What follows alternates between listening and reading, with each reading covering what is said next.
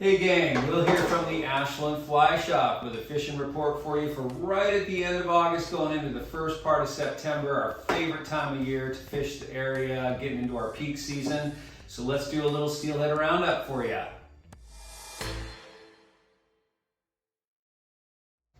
Alright, so we're going to hop right into it here with the Rogue, kind of keep it short and sweet for you as we head into peak season on the Rogue, starting at that September time frame.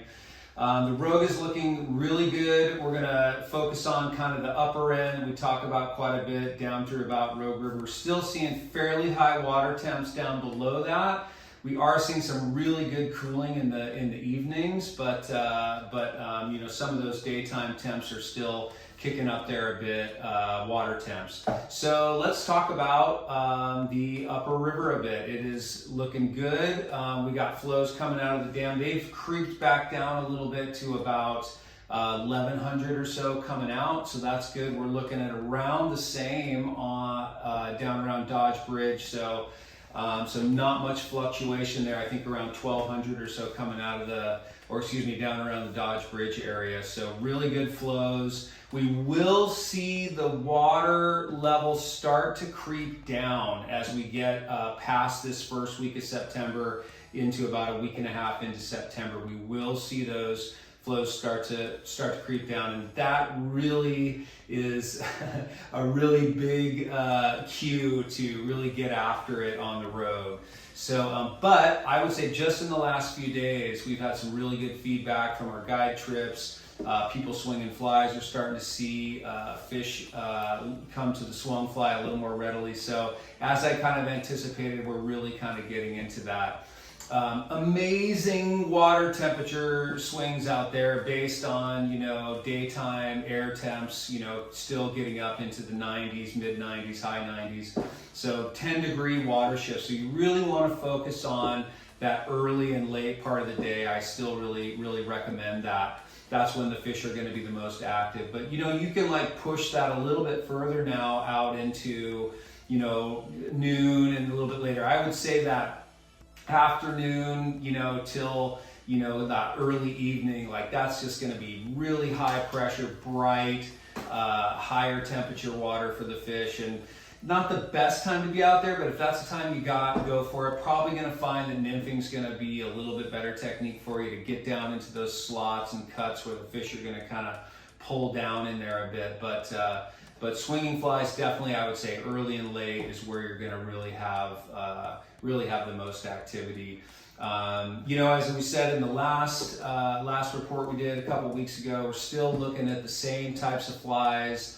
We can get a little bit more, seeing maybe a little bit more surface action now as the fish get a little bit more comfortable out there, you know, using your waking flies, your surface flies, you know, your traditional flies. I anticipate the fish will probably be coming to those a little bit more readily on intermediate tips, you know, but you know, still in keeping, always can use a tip, always can use a T8, T11 tip, get down into those slots a little bit more with a, you know, moderate size, darker pattern, hothead pattern, something like that. That'll put you in front of fish for sure. So we're really excited about the Rogue season. We are seeing decent numbers of fish out there, and we are getting good feedback from people that are out there fishing. I've seen some absolutely beautiful fish caught in the last couple weeks. So it's good, it's looking good, and we're really getting into our peak time of year here. So feel free to reach out to us. Happy to follow up with you about it, but Rogue is looking good for the fall.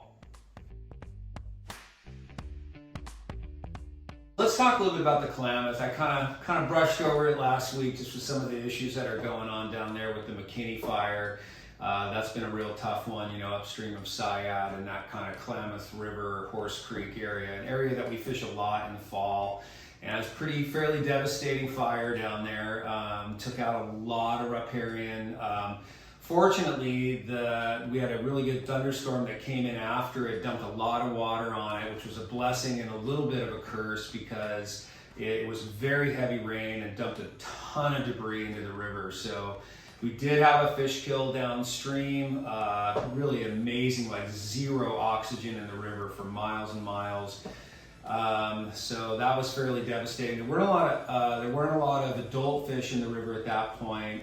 They're still doing a lot of research on, you know, smolts and you know, things that were affected by that, some of the fish, but it probably couldn't have happened at a better time as far as adult fish. So it's really a watch and wait situation on the Klamath, I would say. You know, we have heard of some good fishing down lower. Adult fish are coming into the lower river.